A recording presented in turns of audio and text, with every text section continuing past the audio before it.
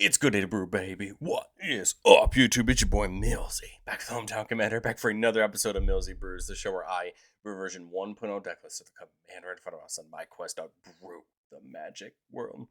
You know the motto, baby. It's ABB, always be brewing, and that's what we're back to do today. The deck list is going to be down in the description for you below. So I'd really appreciate if you could interact with the video, like, comment, subscribe, consider checking out the links in the description. I'd appreciate it so much. But today, we're continuing through Sonic Week. The Sonic cast is officially in Magic as of the release of the Secret Lair.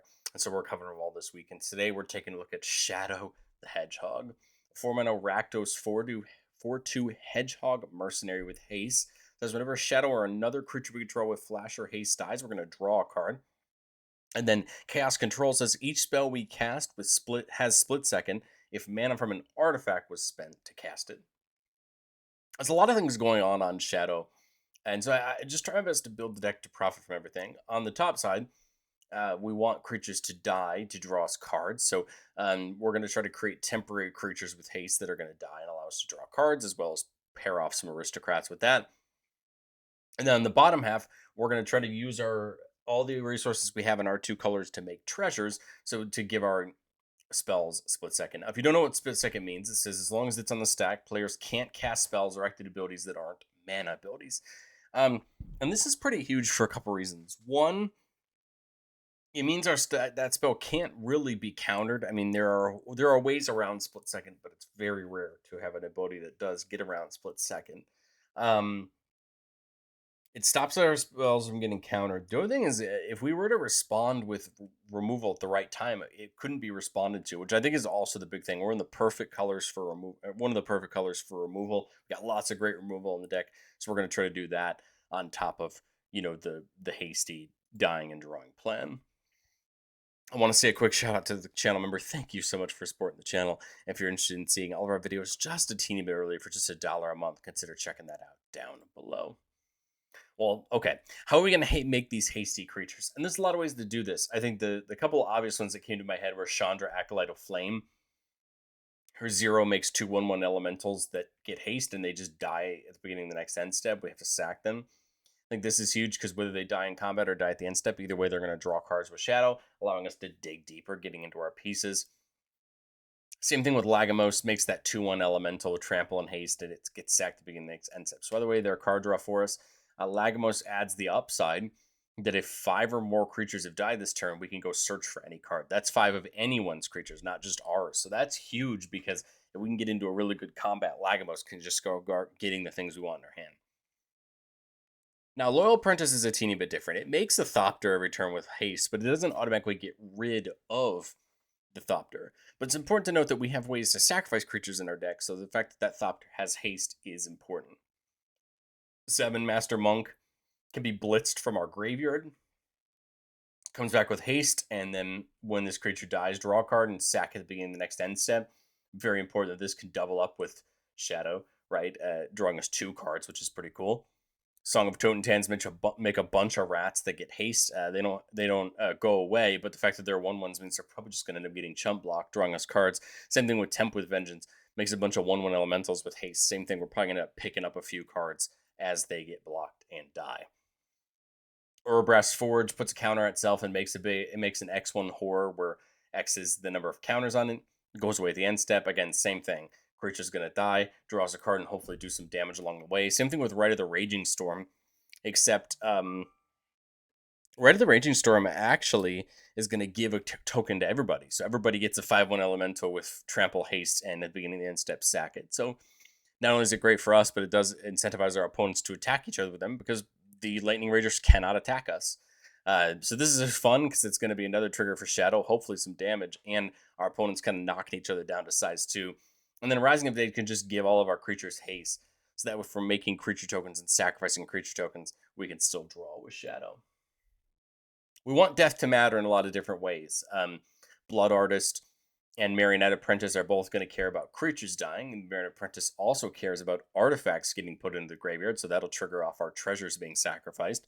Mayhem Devil just says whenever a player sacrifices a permanent, it deals 1 damage to any target. So again, important for our treasures and our creatures if we're going to sacrifice our creatures to thing. Mirkwood Bat says whenever we make or sacrifice a token, each opponent loses a life. So great as we can make our tokens. Then, of course, we got to include Sephiroth. Sephiroth, I think, is going to see play in a lot of Aristocrat decks for its ability. On the front side, when it enters our attacks, we can sack another creature if we do draw a card. And then whenever another creature dies, target opponent loses one and we gain one. And if it goes off the fourth time, we get to transform into Sephiroth, which gets that ability as an emblem. But then on attack, we can just sack as many creatures as we want to draw that many cards. Sephiroth's a very interesting card. I think we're going to see more of it play as time goes on, but it's a welcome addition to help sacrifice some creatures. Zulapor Cutthroat, whenever it or another creature we control dies, each opponent loses one and we gain one. Here's that classic Aristocrats ability, and we're going to try to factor a few of them in if we can to get that added life loss to our opponents. And then one of our win cons in Revel in Riches. Whenever a creature an opponent controls dies, we make a treasure. Beginning of our upkeep, if we control 10 or more treasures, we win the game. But it's not just Revel in Riches giving us treasures, because again, the treasures mana can help us have split second. We want to bake in a way to make treasures. And there's a lot of ways to do that. Goldspan can make one whenever it attacks, and it actually allows all of our treasures to sacrifice for 2 mana. Cavernhorn Dragon makes a treasure for each artifact that the defending player it hits in combat controls, which is a pretty fun ability if we can attack the right person. Grim Hireling says whenever one of our creatures hit a player in combat, we make 2 treasures, so we can start stacking up treasures that way. It does have a little bit of removal stapled to the bottom of it as well. Kellogg makes a treasure whenever it attacks, and you can sack 5 treasures to take control of a creature. Facebreaker, kind of like Grim Hireling, but only 1 treasure instead of 2, and we can sack a treasure to exile a card from the top and play it this turn. And then Zorn, you're going to see around pretty much every treasure deck. Anytime you'd make a treasure, you make that many +1. So some options to make treasures and hopefully care about the amount of treasures you're making at the same time. Where I think the deck's going to hopefully pop off is in 2 different ways. One, in taking multiple combats, getting some big creatures down that can really take over a combat and taking multiple combats. There's a couple ways to do this. The most obvious one, and by that I mean the combo that the 2 of these, one of the combos that's going to be one of the higher ones up on EDH Rec is Combat Celebrant and Kiki Jiki. So the way this is going to work is that when Combat Celebrant attacks, you can exert it as its attacks. If you do, you untap all other creatures you control, and there's another combat. Kiki Jiki says, tap and you make a copy of a non-legendary creature, and that token has haste. Basically, how this is going to work is Combat Celebrant, the original one, is going to exert itself, untapping all your creatures, and Kiki Jiki involved. Kiki Jiki taps to make a copy of the Celebrant. In the next combat, the copy of the Celebrant exerts itself, and you basically do this over and over again. The whole point is we need to have other creatures that can allow us to end the game this way. Jaxus can do it for red mana, which is not as good. The only thing that I like about Jaxus's version of this is that it does let us pitch cards if that's something you care about. Jaxus can also be blitzed back, so at the right time you could do this if you need to. Either way, all those tokens sacrifice themselves. They're all going to draw cards with Shadow. So if we can only go so deep on something like Jaxus, it ends up being good because you just draw a ton of cards, right? And that can be useful in this scenario. You also have that classic Reaver Cleaver Ag Assault line. Ag Assault's an enchantment that says you can pay 5 mana just to get another combat. The Reaver Cleaver, shown here as Knuckles Gloves, says that whenever that creature that it's equipped to deals combat damage to a player, you make that many treasure tokens. So ideally, we want to try every combat to net 5 mana's worth of treasures so we can repay for the Aggravated Assault, getting us another combat, and hopefully just pushing our combat prowess for the win. But there's also another line, probably an arguably more popular line in Dualcaster Mage. So Dualcaster Mage is a creature with flash. This is when it comes in, you copy a target instant or sorcery spell, and you choose new targets with a copy. That might sound odd, because what are we looking to copy? Well, that's a great question. So there's a couple different spells we can copy. Ideally, we want a spell that's trying to make a copy of a creature and give the copy of it haste. So basically what we're going to do is we need Electroduplicate, Twin Flame. There's a couple spells that do this to copy any one of our creatures. We're going to cast Dualcaster Mage, target one of those spells. You're going to get a copy of it, and that copy is going to target Dualcaster Mage. Because remember, Dualcaster Mage has to enter for its ability to go off. So it's already on the battlefield, meaning it's a legal target for both of these spells. And that is going to allow you to make as many copies of Dualcaster Mage as you want to. They're all going to have haste because of the fact that Electroduplicate and Twin Flame give them haste. And so you can make an arbitrarily large amount of dual caster mages and end the game. For this reason, the deck's probably going to trend towards being a 4, but I'm not playing any real way to search for this combo other than drawing with Shadow and some of our other stuff. So as you get towards the top end of 3, the bottom end of 4, you're going to start seeing combos become more prevalent. I think this combo probably puts the deck more towards a 4, but sometimes it's tough to know when you're not playing ways to find a combo, or you're not playing, dedicated pieces to try to make these, easier to get or easier to execute. The note between these two is Twin Flame Exiles let you duplicate sacrifices. So if you do a bunch of dual caster mages and somehow your opponents do not die, you will deck yourself with the electric duplicate because it's sacrifice with Shadow out, whereas Twin Flame is exile. But I've said it before on the show, I'll say it again. No deck's ever complete. This is my first shot at Shadow. And I think going into testing, if you want this deck to go up on the power level scale, you're going to be burning into these combos. Heat Shimmer is another example of a spell that can be used with Dual Caster Mage. Tenacious Underdogs are kind of similar to Sabin there, the creature that can get itself back from the graveyard using its Bliss ability. And then Grave Pack's just another example of an Aristocrats piece that can start hurting our opponents whenever one of our creatures dies. Everybody else has to sack a creature. And the hope is that as our creatures are dying, our opponents are sacrificing theirs and going back on resources. I think of the 3 of these cards, I'm the most willing to add Heat Shimmer and Grave Pack just for the current way I've built Shadow, but I can understand if people wanted this Tenacious Underdog type card a little bit more. Well, let's get into our playtests. Remember, the goal of playtests on our channel is not to find magical Christmas land. It's not just to show off all our best plays, but it's to get in some gameplay scenarios and kind of understand what we're looking for and how we're going to, deploy our deck. Here I've got a 5-lander with Goldspan and Lagums, which is great. I've got a creature that can make these temp tokens, and I've got Goldspan, which makes me treasures, and it's just a great body on its own. There's a lot of things we'd love to draw into after this, but I honestly don't mind because I think we're in great shape. I'm going to start with the Raucous Theater just because I'd love to see this surveil. Yeah, Soul Ring's great. I don't mind staying there. Get the Soul Ring in. And I think turn 3, I'm just going to go for the Goldspan, have it get in and attack. I mean, Goldspan's one of those creatures that can really start having some fun because remember that Goldspans, those treasures tap for 2 mana. So not I don't have 7 mana, I have 8, right? So I kind of love the idea of Shadow plus Lagamos. Lagamos makes that elemental, right? Shadow has haste, and we just go ahead and get attacking. Technically, Lagos would have had split second, not that it matters. Again, you get a treasure on Goldspan attacking. Whether this dies to Lagamos at the end of the turn or to that, we're going to draw off it dying, which is why we love this, why this is going to come in big handy for us. Now we have the perfect amount of mana left up for that Infernal Grasp in case we need to, and then remember the treasure mana is being used for it, so it can't be responded to. There's Lannery Storm, can make us another treasure.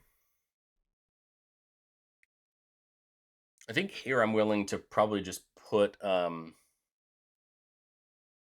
just pitch the Draw Force Bridge and go into the Pirate's Pillage, draw a couple cards, get a couple of treasures. Again, massing some big value here. We see Reanimate. I like the Lannery Storm. And then just get into combat. We're going to get a treasure from Lannery Storm and Goldspan attacking. Get that Elemental. Like I said, whether the Elemental dies in combat or that, we're drawing a card. I think the Soul Ring was still up, so we could get the Forge in. Well, I guess we have no reason. Might as well get the Forge in next turn. Leave the mana up, right, for the Infernal Grasp. We've got lots in front of us still. I'm not sure how many creatures died that turn, but, maybe one of these turns we can make Lagamos a thing. Here, I mean, Song of Totentans just could be a really good option here. So 1, 3, 4, 5, 6, 7, 8 regular mana. And then I have 8 more mana off the treasure. So I could go like 15 deep into a Song of Totentans. The question for me would be, is it gonna turn Lagamos' bottom ability online? Like, if I think honestly 5 of them are gonna die, I think I'm honestly more than willing to just dump all my mana into Song of Totentans, get like 15 rats, and just go deep this turn attacking. I get the couple treasures. Lagamos might trigger, and if Lagomos triggers, I think at this point, if Lagomos triggers, I'm trying to decide what I go get. Go get Temp with Vengeance, do it again, and now you're just getting more of a threat, potentially kicking the can down the road again. And maybe off the tempt, you go get something that cares about creatures dying, so that when all those tokens inevitably die, the game just might be over. I think you can start to see where this game plan can start to gel and work its way towards a nice Aristocrats board state. Let's get in here to playtest number 2, keeping a 3-lander with that dual caster mage. There's the Rite of the Raging Storm. There's Terminate for some removal and Captain Lannery. So Lannery can help us get some access, some more mana. We can keep the Terminate out there on turn 2. Turn 3, I just like the Forge. It might look odd because the Forge, that 1/1's probably not going to do very much this turn. But my thought on that is Black Source has got to come in tapped. That's kind of unfortunate. Get the 2/1 there, get the treasure from Lannery attacking. Now we come into this turn. Shadow, I've got, 2 mana left? I'd probably just hold up the Terminate, get the Forge. The Forge is going to go off. That token's going to draw me no matter what. Now I've got 3 mana left. I'd probably just leave it up for the Terminate. Just to, just in case my opponents try to do something. Now back on my turn. Love the idea of Crackle with Power, right? The more mana we get, the worse Crackle with Power is my opponent. I'm thinking right. We're going to get that token last, but on our future turn, that token's going to be great. Right, get the Forge. Draw off the Forge when if it dies in combat, we can get that land in. And now, I mean, our outs are either finding a piece for the Dualcaster Mage, or just trying to keep ramming this damage from the Raging Storm down our throats. It's such a great card for us because our opponents have to attack each other with them, and they die no matter what. So my thought is something like Lagomos, and then I would almost want to like blitz in Sabin, like just to like get ourselves going, you know. Blitz in Sabin, so it's going to draw us a couple cards. We're going to get the Forge. We're going to get this. That's 1, 2, 3. So we're going to end up drawing 4 cards, I think. And then there's the combo for next turn. I